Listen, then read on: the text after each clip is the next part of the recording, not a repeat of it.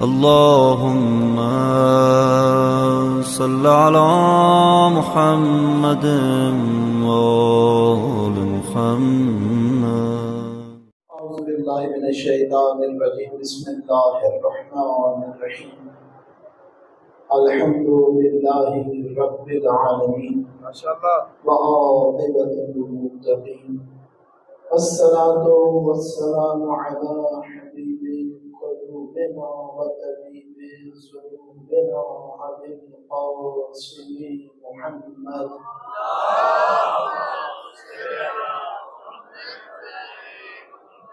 وأهل بيته الطيبين الطاهرين المعصومين ولا الله ولا عليهم أجمعين. أما بعد فقد قال رسول الله صلى الله عليه وآله وسلم: بسم الله الرحمن الرحيم. حسين مني وأنا من الحسين صلوات.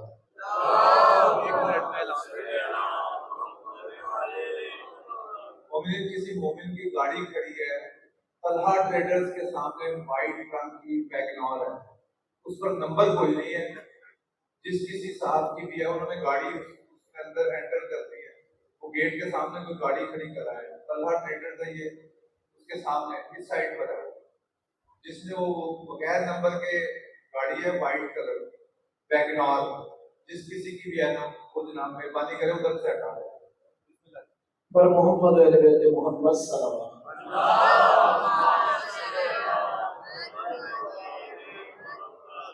پروردگار تمام مومنین کا اس فرش عذاب پہ آنا اپنی بارگاہ میں قبول و منظور فرمائے. بہت بڑی سعادت ہے ذکر امام حسین علیہ السلام کی شرکت کرنا، فرش عذاب پہ بیٹھنا. تو یہ آخری مجلس اس عشرہ کی جو سیریں والی خاندان میں ہوتی، ان کو بھی انتظار رہتا ہے کہ جہاں پہ ذکر محمد اور آل محمد علیہ السلام ہوتا تھا تو وہ بھی جو ہمارے مرحومین ہیں وہ سنتے تھے. اب موسم کی وجہ سے یہاں پر بیٹھے ہیں، لیکن ان سب کو یاد رکھتے ہیں جو سیریں والی خاندان میں منتظر تھے کہ یہاں پر یہ آخری مجلس کا انعقاد ہوگا.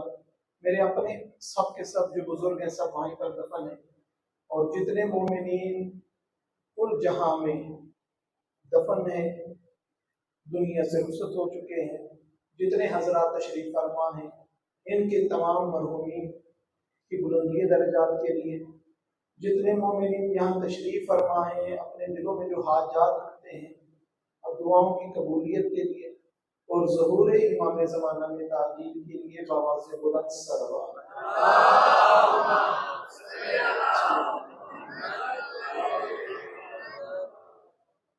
یہ جو 9 دن آپ کے گزرے ہیں نا فرش عذاب پر، اور کل بھی ماشاءاللہ پورا دن جلوسوں میں عزاداری میں مومنین کا صرف ہوگا. پوری زندگی کے اوقات کا ایک طرف، یہ 9 دن کی عبادت ایک طرف. جس کے صدقے میں پورا سال عبادتیں ہوتی ہیں نا، وہ اس کی یاد ان 10 دن میں منائی جاتی ہے. اور آج شبیہ علم حضرت عباس علمدار علیہ السلام کا برآمد ہوگا. اللہم صلی علی محمد.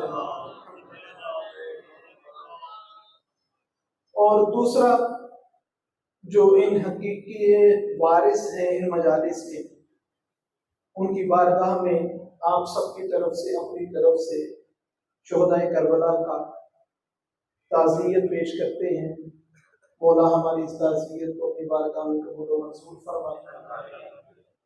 امام زمانہ ہدف اور مقصد کسی بھی مومن کا اس دور میں فقط اور فقط یہ ہے کہ کس طریقے سے اپنے مولا کی معرفت حاصل کریں. نمازیں بھی پڑھنی ہیں، روزے بھی رکھنے ہیں، عبادتیں بھی کرنی ہیں، نیک اعمال بھی کرنے ہیں، سب کچھ کرنا ہے، मगर मारिफत इमाम ज़माना जो है ये इंतहाई लाजिम और ज़रूरी है। मासूम फरमाते हैं कि जो शख्स अपने ज़माने के इमाम की मारिफत के बगैर चला गया दुनिया से, वो जाहिलियत की मौत मरा। जाहिल की मौत नहीं, जाहिलियत की मौत, यानी कि जनाबे सरवरे कायनात से पहले वाले मामला। कोई दीन, कोई तबलीग, कोई इस्लाम, कोई शरीयत, कुछ उसके नामा अमाल में नहीं। हम पढ़ते हैं दुआए इमाम ज़माना, अल्लाहुम्मा कुल्ली वलिय्यिकल हुज्जत इब्न हसन, कि मौला तशरीफ ले आए, मौला आ जाए, मौला आ जाए, मौला आ जाए।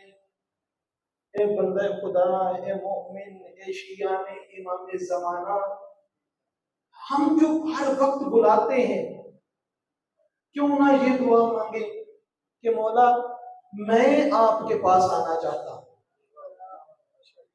आपको जो हम बुलाते हैं कि मौला आइए, तशरीफ लेकर आइए, हम क्यों तैयारी नहीं करते मौला की बारगाह में पहुंचने की?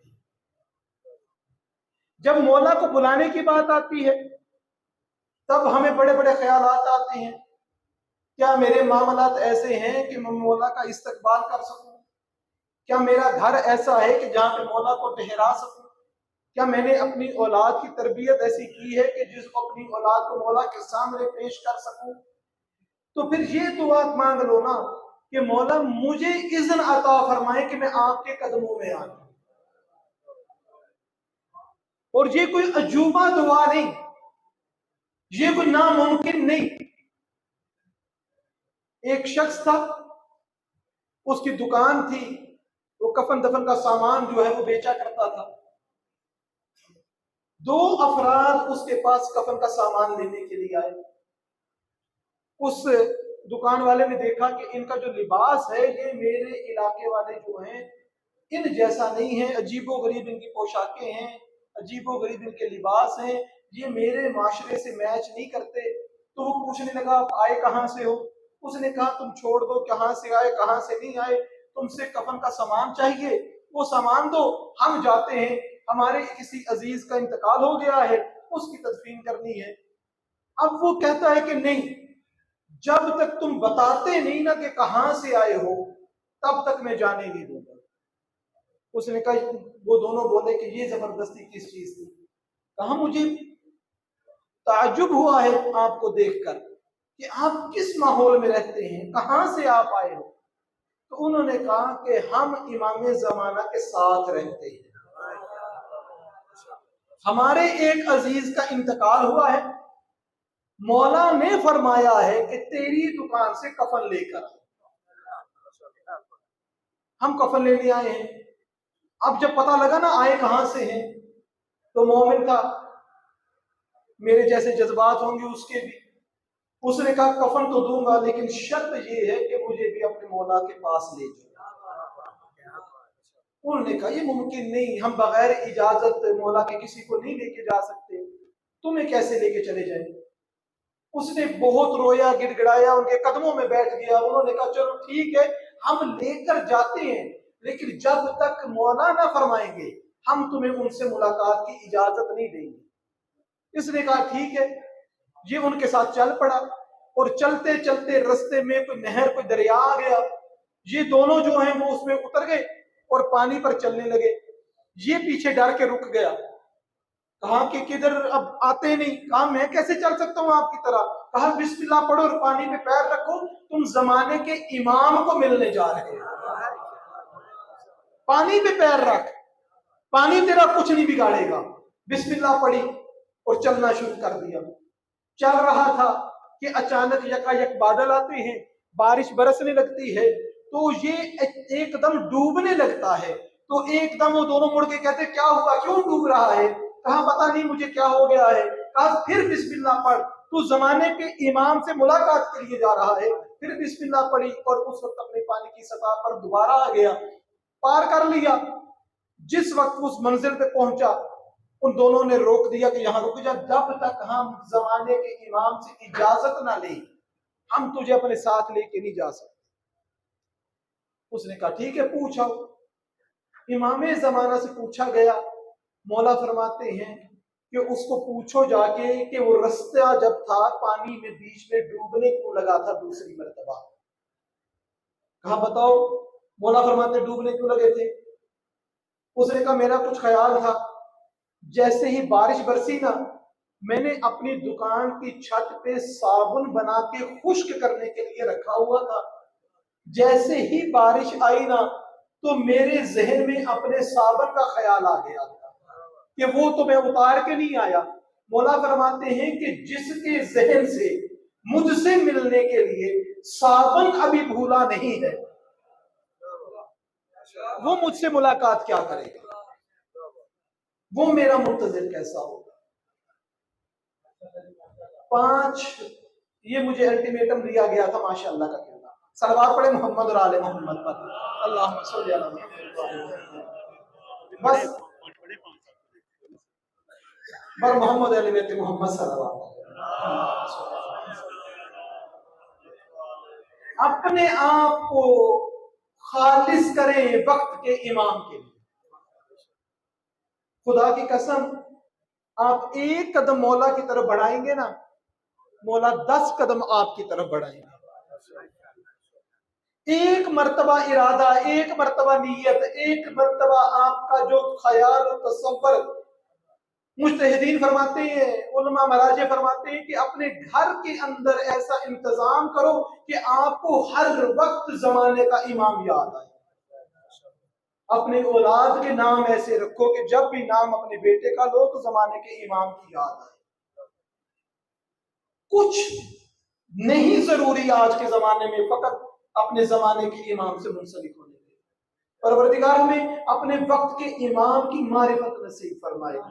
जितने हम तड़पते हैं ना, सुबह शाम दुआएं मांगते हैं, हमारा इमाम हमसे ज्यादा बेचैन है हमसे मिलने के लिए, यहाँ पे हुकूमत का निफाज करने के लिए, जनाबे सरवरे कायनात का निजाम लाने के लिए हमसे ज्यादा बेचैन और बेकरार हैं जनाबे सैयदा के कातलीन से बदला लेने के लिए, कातलीन इमाम हुसैन अलैहिस्सलाम से बदला लेने के लिए। बस 2 जुमले हजरत अब्बास अलमदार अलैहिस्सलाम के हवाले से। अल्लामा ज़ीशान हैदर जबादी साहब ने किताब लिखी है कमरे बनी हाशिम। हमारे बच्चों को, नौजवानों को जो चाहते हैं ना कि हमें मार्फत हजरत अब्बास मिले, उनको चाहिए कि उस किताब को पढ़ा करें, मुतालिया किया करें। उसके अंदर उन्होंने लिखा है एक बंदे की रिसर्च जो तजस्सुस में था कि हजरत अब्बास की शख्सियत क्या है, तो उसने लिख दिया ये कि मेरी समझ में जो आया है कि अब्बास दलेर भी थे, बहादुर भी थे, जरी भी थे, बहुत उनके फजाइल थे, लेकिन इल्मी एतबार से कुछ कम थे। हजरत अब्बास का मकाम क्या है ये समझाने के लिए एक मिसाल पेश करूंगा। खुदा ने कितने अंबिया भेजे? 1,24,000। क्या जनाबे अमीरुल मोमिनीन का शुमार 1,24,000 में होता है? नहीं होता। अली अली है, अली नबी नहीं है। 1,24,000 अंबिया में अली का शुमार नहीं। नबी नबी हैं, अली अली हैं। मगर जनाब सरवरे कायनात ने फरमाया कि जो चाहते हैं ना आदम को देखना, ईसा को देखना, नूह को देखना, इब्राहिम को देखना, याह्या को देखना, 1,24,000 अंबिया की ज़ियारत करना, वो अली के चेहरे की ज़ियारत करना।